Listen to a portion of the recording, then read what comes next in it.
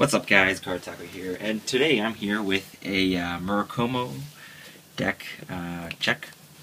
A lot of you have been asking for this, and sorry I haven't put up a video in a long time. My internet was down, so yeah, forgive me. But yeah, here's the deck check.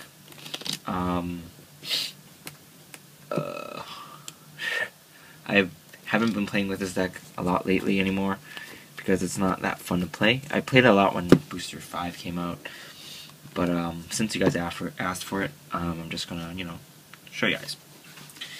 So this is a Mandala Lord build. I mean, there's not a lot of options for Murakumo. Hopefully next set there's gonna be some support, but yeah. Let's hop right into it. So we have the for the starting Vanguard, we have the Ferret. His effect is move this card to the bottom of your deck, and then select one card from your hand, call it, and at the end of the turn, bounce that card back to your hand. So yeah, it combos well with the rats that I run in this deck. So yeah, it also works if you want to, just in case you don't have any attackers and you call it trigger to boost, you can just bounce it back to your hand. But yeah, that's not recommended. So for grade 3s, we run 1, 2, 3, 4 Mandala Lords. Its effect is Persona Blast. So Counter Blast 1, discard 1 copy of Mandala Lord from your hand. And your opponent's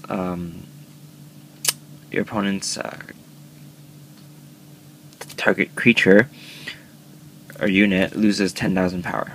So basically, it's a 10k guard. So yeah, it comes in handy. This deck is quite defensive, in my opinion. So yeah, it can stall quite well. But it's lacking in attack power, so keep that in mind. Next, we have 3 Dueling Dragon Zanbaku, because there's a lack of a better option. Just lack of better options. I used to run the Demon Akuma thing, the one that unflips damage every turn, but I didn't find that guy too useful, so don't run him anymore. Next, we run a Stealth Dragon. I think his name is something dragon, Curse Breath. His effect is when his attack hits, you can search your deck for the top 5 cards and add a Mandala Lord to your hand. So it's a +1, so it's pretty good. The downside is he's kind of weak. He's only 8k, so I run 3. Besides, you're not going to get his effect off late game, so running too many isn't too helpful. But it is nice to ride into him, so you can have that chance to sack into that Mandala Lord. This deck you can kind of run like Tsukiyomi, you can stack your triggers, but it's kind of hard because it doesn't go through the deck as fast as Tsukiyomi, so keep that in mind. But it is an option if you really need it. Next, we run the 4K, not 4K, the 10K attackers, because this deck lacks an attack power, so you should run these. Next, we run 4 damage and flippers. They are 9Ks, so like they're the next best thing besides 10Ks. And sometimes, unflipping damage is cool, but this deck isn't too counterblast heavy anyway. So yeah. It doesn't come too handy often. Next, 4 perfect guards, because this deck is a defensive deck, and there's a lack of there's not too many great ones you can run in place. So next, I run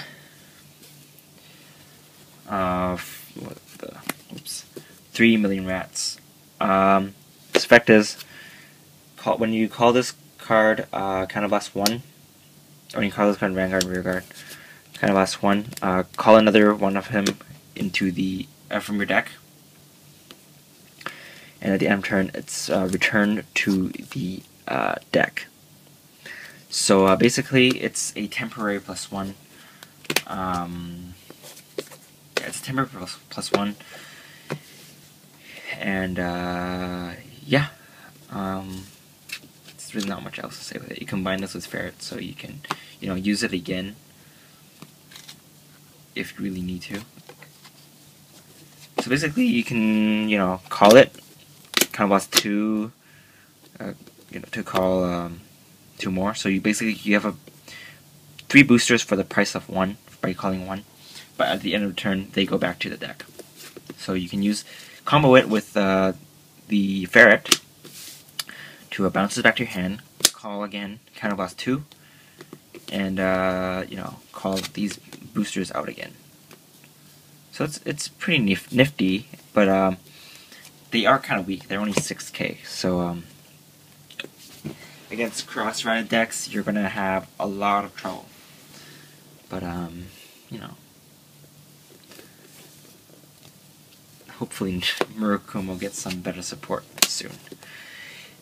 Alright, next, 2 Stealth Beast, something, Turbulence Edge. He's a Great One copy of Curse Breath. When his attack hits, you can search your top 5 cards for a Mandala Lord. I wouldn't run 2 because it's not likely you get its effect off. I mean, if you ride it and you get hit with it, good job. But besides that, it's not too nice. I run it because it looks nice. I guess it looks pretty cool, and this clan doesn't really have too good of grade 1s so far. So yeah.